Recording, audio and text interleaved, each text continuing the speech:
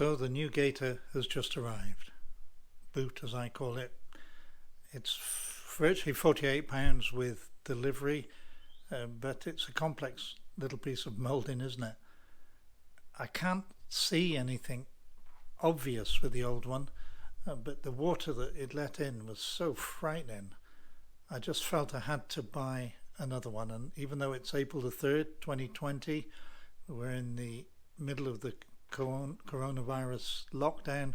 Motorworks, being a mail order company, is still working, thank goodness. So I've got it, only ordered it the day before yesterday, and it's here first thing this morning. So that's ready to fit. And one of my questions is silicone grease. The Haynes manual says silicone grease. That's what stops the water getting into the boot and the final drive itself. So I was wary of what I was using. Silicone grease is made for many industries, such as diving and the plumbing industry, and I don't know whether they're all the same. So I ordered this off Amazon. It's especially made for the motor industry. I have cleaned off all the grease from the splines themselves with the Molylube alloy. I've decided to just clean everything. So again, with gloved hands, we can just put this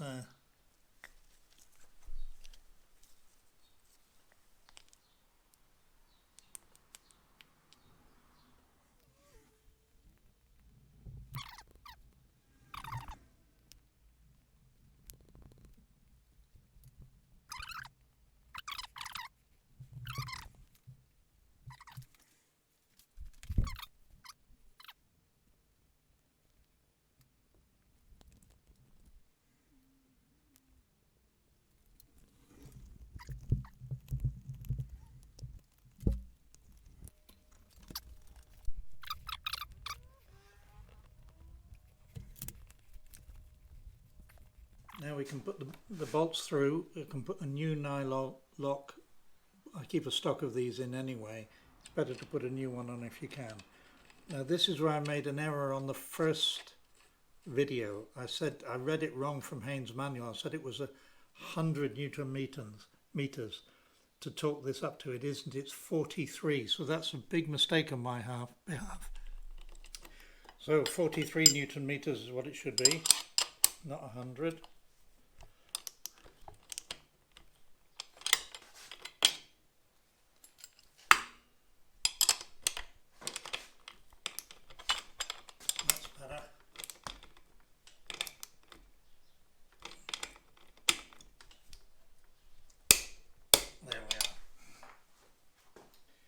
Next thing is to put the drain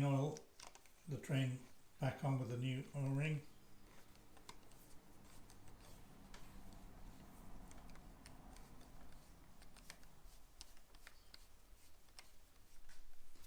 It's 20 Newton meters with a 45 torques. There we are. It's not too bad at all, is it? This is the castor oil I use, the Syntrex. 75 to 90, but this takes 100 millimeters at a time, so I do 2 fills. It's actually a lot easier to fill the syringe than to suck it up through, just so you don't pour it all over yourself.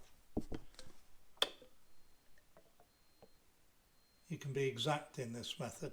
Now we refill with 220 milliliters, 100 in a syringe at one time. Just push it easily in.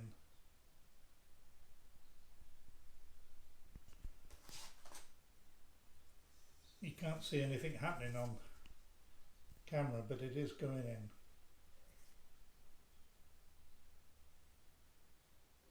$220 in total.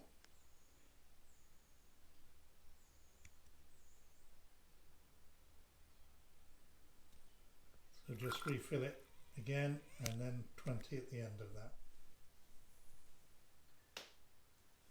Just wipe the speed sensor, new crush washer on here, keep everything correct. So we'll bring the speed sensor back through and put it back in its position. You can't go wrong, it lines up with a hole. It's whether I can catch the threads. Let me just put the cable back, it clicks into the top and then you can hardly see it, but this goes in one position on the frame, just squeezes on like that, so that's fine. So everything is free, there's oil in the drive now, should do it a lot of good, getting all the water out.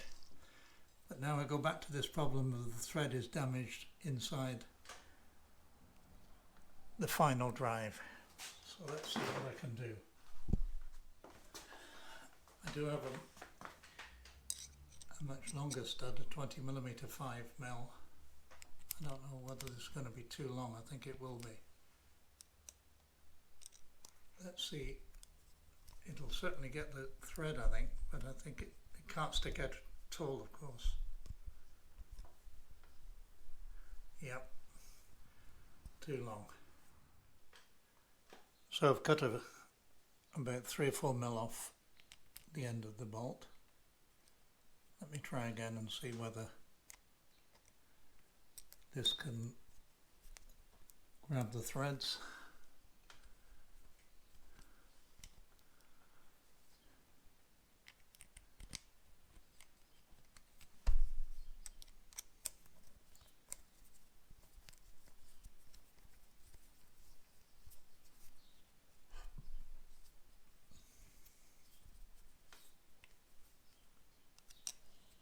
Much better.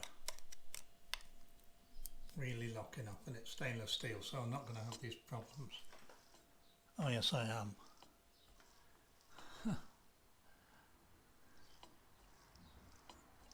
You can see the problem. Got to think again. I haven't got a bolt that is long enough that doesn't catch the inside of the disc brake. The only thing I can think of is that I tap it out to 6mm if I can, and then turn down a bolt head. So let me just take this off again to give me room. It's a problem with having a lockdown in the coronavirus time.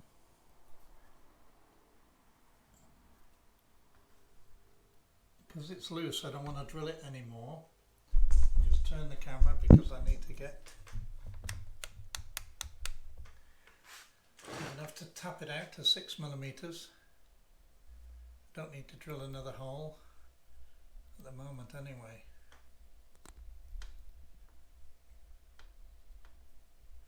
And upgrade to a 6mm bolt bit by bit,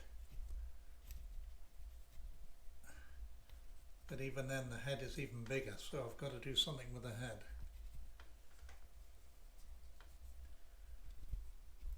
Got to be so careful in these.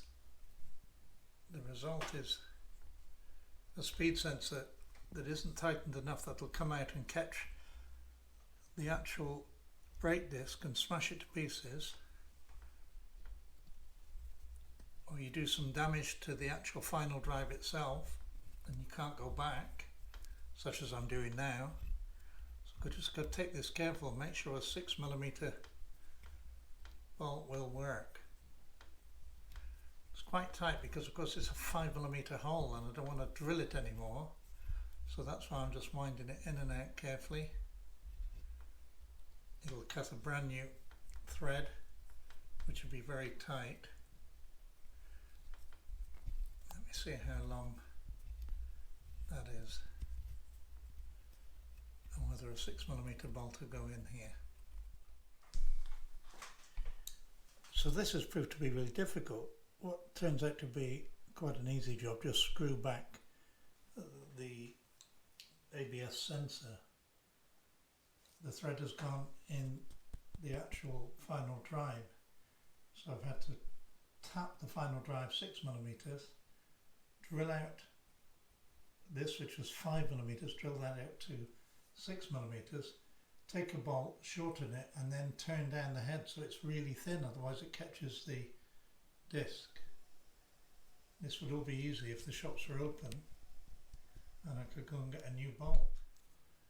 So we've just managed to start it in. See, the head is about half the thickness that it was, because otherwise it will catch the disc, and it's quite important it doesn't do that. Now there's plenty of grip there, I can feel it tightening. It's never been that strong, I don't think, for quite a while. Somebody must have been too enthusiastic at some time. There we are. I don't know whether you're going to be able to see it down the edge. Let's just try it on the camera. And you can see, I think, there's very good clearance there between the disc and the new head. So another job done. So we just put things back together now that bolt is sorted out. So the brake disc goes on.